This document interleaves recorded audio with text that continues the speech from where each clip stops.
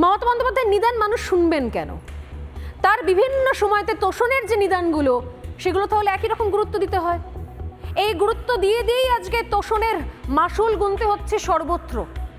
রথের মেলা হোক, পুজো প্যান্ডেল হোক, দুর্গাপুজোর পারমিশন হোক, ভাসান হোক, সর্বত্রই নিদান দিয়ে একটা অংশকে শুধুমাত্র ডিপ্রাইভ করো, একটা অংশকে শুধুমাত্র কোণঠাসা করো, কারণ ভোট ব্যাংকের রাজনীতি করতে হবে, কারণ তোষণের রাজনীতি করতে হবে। মমতা বন্দ্যোপাধ্যায়ের নিদান মানুষ শুনবেন কেন, যখন মমতা বন্দ্যোপাধ্যায়ের অন্য নিদান অলরেডি মানুষ শুনে নিয়েছে? যদি মনে না থাকে আমি এবার মনে করিয়ে দিই যে কোন কোন তোষণের মাসুল কিভাবে মানুষকে গুনতে হয়েছে। তারপরও এই ধরনের নিদান শুনলে আদৌ তা বিশ্বাসযোগ্য হয়? মনে করিয়ে দিই একটুখানি। দেখুন তো তোষণের কিছু এক্সাম্পল, উদাহরণ মনে পড়ছে কিনা। আমি মুসলিম লীগ, বাংলায় কত পার্সেন্ট মুসলিম থাকে? প্রায় 30 থেকে 33% সংখ্যালঘুরা থাকেন। তারা খাবে না, তারা পড়বে না, তারা স্কুলে যাবে না, তাদের মারতে হবে, তাদের খুন করতে হবে। একটা ধর্মের নামে এত কুৎসা করছেন, একদিন তারা যদি একটা আন্দোলনের ডাক দেয়, আপনি নিজেকে সামলে রাখতে পারবেন তো? ভুল বুঝবেন না, মনে রাখবেন আমরা যতদিন আছি আপনাদের ওপরে কেউ কোনো ক্ষতি করার চেষ্টা করলে আমি আপনাদের পাহারাদার ছিলাম, আছি এবং থাকবো। অন্যদিকে মুসলিমদের রোজা চলছে, রমজান মাসও চলছে, তাদের পরিবারগুলো রোজা করে, রমজান করে, উপবাস করে। এই সময়টা তারা কোনো অন্যায় কাজ করে না, কারণ এটা হচ্ছে আল্লাহর কাছে ওদের স্যাক্রিফাইস বলতে পারেন। যতই টাকায় খেলা হোক, যতই হোক, আপনাদের জীবনের নিরাপত্তা দেওয়ার দায়িত্ব আমাদের। তার কারণ আমরা থাকতে আপনাদের কেউ কোনো রকম অত্যাচার করতে পারবে না। আমরা আল্লাহর কাছে দোয়া করে বলি, ইনশাআল্লাহ আল্লাহ তাআলা সকলকে ভালো রাখো। আল্লাহ লা ইলাহা ইল্লাল্লাহ মুহাম্মদ রাসূলুল্লাহ, সকলকে ভালো রেখো আল্লাহ। মমতা বন্দ্যোপাধ্যায় এই বক্তব্যগুলো শুনতে হিন্দুরা টায়ার্ড হয়ে গেছে, ক্লান্ত হয়ে গেছে। ওই যে বললাম, ঠকতে পিছুতে দেওয়ালে পিঠটা ঠেকতে আর কিছু করার নেই।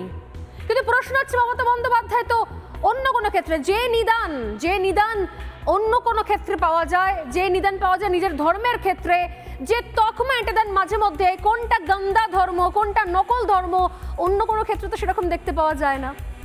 এগুলো জানতে শুনতে এ রাজ্যের হিন্দুরা বুঝে গেছেন আসলে তাদের পাহারাদার মমতা বন্দ্যোপাধ্যায় আদৌ কোনোদিনও হতে পারবেন না। কিন্তু যাদের পাহারাদার মমতা বন্দ্যোপাধ্যায়, তাদের কি সত্যি পাহারাদার? এই প্রশ্ন আমি করছি না। আজকে সোজাসুজি স্বর্ণালী থেকে সোজাসুজি এই প্রশ্ন আমি স্বর্ণালী সরকার দায়িত্ব নিয়ে করব, কারণ যে জায়গার উপনির্বাচনের রেজাল্ট নিয়ে আমি এতক্ষণ কথা বললাম, তার কথা বলার আগে আপনাদের একটা ছোট্ট ঘটনা বলেছিলাম। একটা 10 বছরের মেয়ে, যার নাম তামান্না খাতুন, যার সঙ্গে ভোটের কোনো সম্পর্ক নেই, রাজনীতির কোনো সম্পর্ক নেই, এবং নাম শুনে বুঝতে পারছেন তিনি কোন ধর্ম, সেই বাচ্চা মেয়েটি কোন ধর্মের, তার কি পরিণতি হলো? কাদের পাহারাদার মমতা বন্দ্যোপাধ্যায়? নাকি আসলে যেন তেন প্রকারেণ গদি টিকিয়ে রাখার জন্য আসলে এই দুধেল গাই, আর কাজ ফুরোলে টাটা বাই বাই? কোনটা? কাজের সময়, ভোটের সময় দুধেল গাই, আর কাজ ফুরোলে কি টাটা বাই বাই? কেন বলছি? এই মুহূর্তে পরপর দুখানা বক্তব্য শোনাবো। এক, ওই নিহত বাচ্চা মেয়েটি, তার মা কি বলছেন, এবং 2, ওই এলাকার জয়ী তৃণমূল কংগ্রেস প্রার্থী, তিনিও ঘটনাচক্রের সংখ্যালঘু, কিন্তু তার সঙ্গে এই ঘটনার কোনো যোগাযোগই নেই। তাহলে পুরোটাই কি মুখোশ নয়?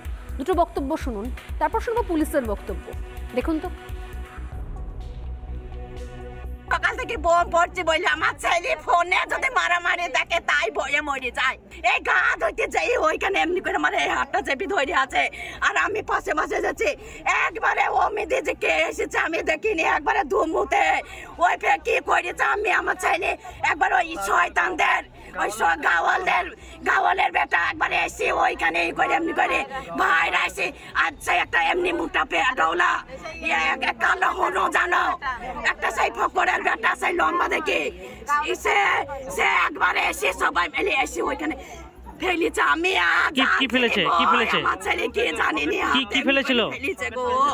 হাতে কই সকেট মনে হয় এমনি করে হাতে করে ফেলিছে আমার ছেলে হাতটা ছেড়ে পড়ে গিয়েছে আমি ওইদিকে পড়ে গেছি আমার পেটটা জ্বলছে কেন সকেট কেন ফেললো কেন কেন ফেলিছে শয়তান ভোটে জিতেছে হয়তো তাইতে কোন পার্টি করে ফেলিছে কোন পার্টি জিতেছিল আপনারা ওদের পার্টি আমিও তো খবর আপনারা জানি কোন না পার্টি তৃণমূল জিতেছে আপনারা কোন পার্টি করেন আমরা 10 মুন্ডাকে ভোট দেইনি এই জন্য কি 10 মুন্ডাকে আমরা ভোট দেইনি দেখুন আমি সকাল থেকে মোবাইল আমার বাইরে ছিল এইমাত্র নিচে নামলাম আপনাদের কাছে খবরটা পেলাম পরে মানে সরাসরি পুলিশের রিয়াকশন নেওয়ার চেষ্টা করব